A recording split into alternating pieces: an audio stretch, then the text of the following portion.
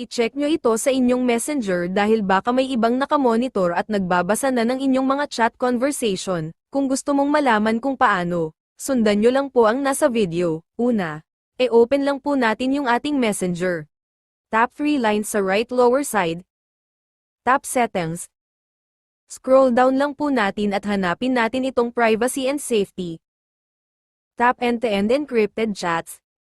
Tap security alerts. At itap po natin itong view all logins.